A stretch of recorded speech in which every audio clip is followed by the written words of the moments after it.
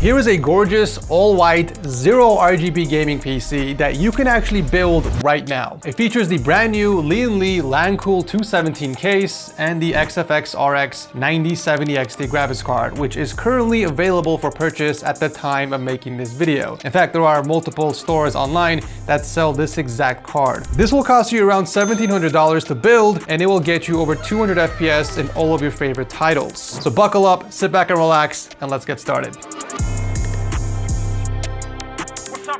Hello there. Jesus, what? Oh my God, why can't you just leave me alone?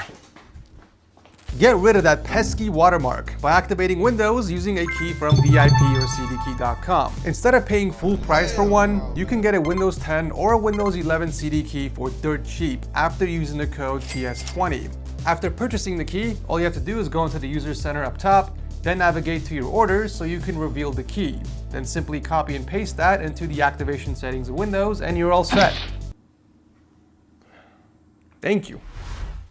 Kicking off the build is the CPU. I am going with the Ryzen 5 7600, which is a very solid 6-core, 12-thread CPU for both gaming and multi-threaded applications. For the motherboard, we're going with the ASRock B650 Steel Legend Wi-Fi because it's literally the only white motherboard on the AM5 platform that costs less than $200. But it also happens to have all the fancy bells and whistles you expect in a high-end motherboard, like dual 8-pin APS connectors, onboard USB-C, Wi-Fi 6E connectivity, and some nice RGB accents.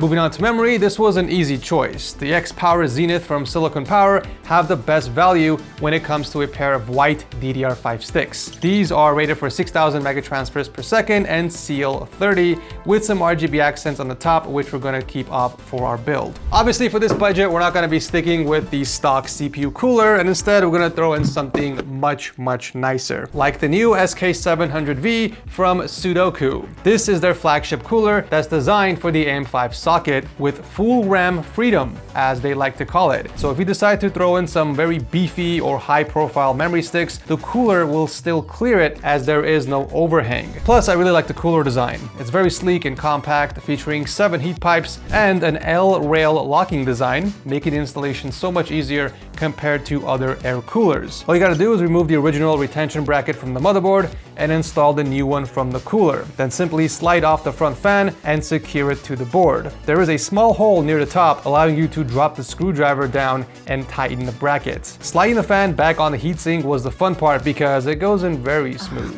The final product looks elegant, sleek, and futuristic, which will blend in perfectly with a lot of builds. Now, the LCD screen on the cooler is a bit unpractical considering the case usually sits far from you, so if you want to check out the hardware information, then you will have to lean towards the PC to read it. However, I think the screen is what gives the cooler a sci-fi futuristic look. So personally, to me, I think it's mostly for aesthetics. Unfortunately, you can't customize what info to show on the display, but if you don't care for this feature, you can simply turn it off, or you can get the non-display version, which is slightly cheaper. They do offer these in both white and black, by the way. For storage, nothing too exciting, just a 1TB M.2 NVMe drive from Clev. However, what is exciting is the case that we use for this build. This is the brand new Lian Li Lancool 217. It's funny because last month I built a $900 budget PC in the Lancool 207, and now they come up with a new and improved version. More specifically, the Lancool 217 is supposed to be the offspring between the Lancool 216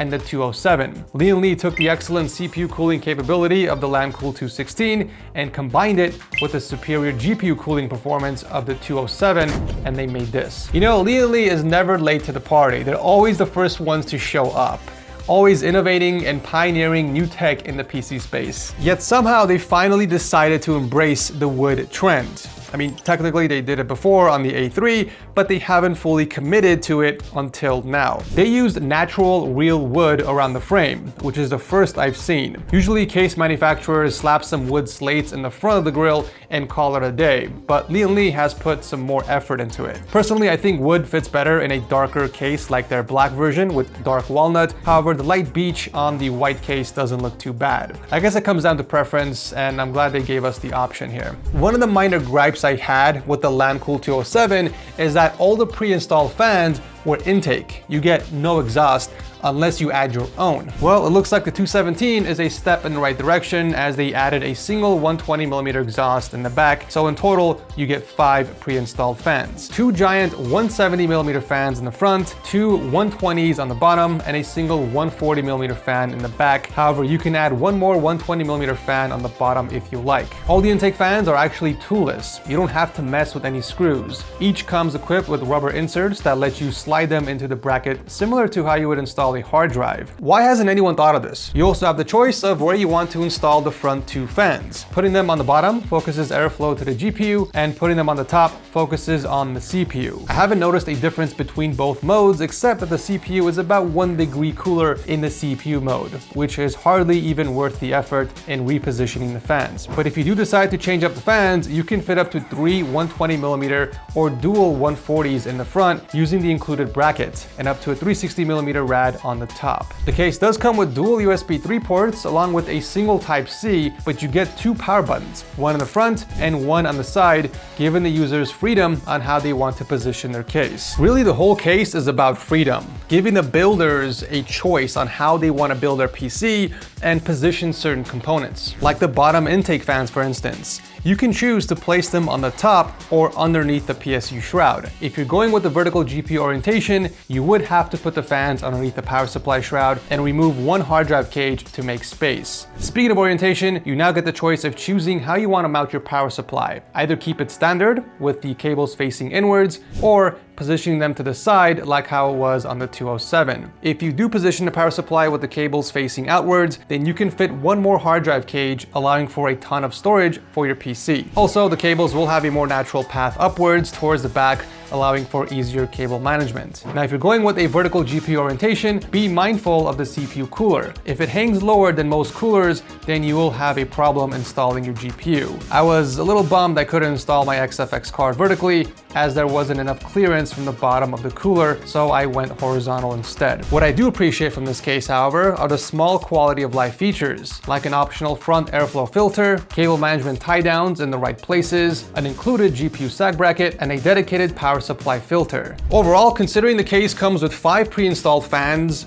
wood accents, and a ton of improved quality of life features, I think the price is certainly worth it. The white case goes for $125, while the black one costs $5 less. Powering the entire PC is an 850 watt fully modular power supply from Dark Flash. It's an 80+ gold certified and ATX 3.1 ready, so it supports all new 50 series graphics cards. And last but not least, I did throw in some nice cable extensions, which I did factor into the total cost of the build. If you're spending over $1,000, I mean, you gotta make sure the system looks good too, right? I figured I would go with some brown and beige cables to complement the wood accents. But yeah, enough jibber jabber, let's see what the PC can do.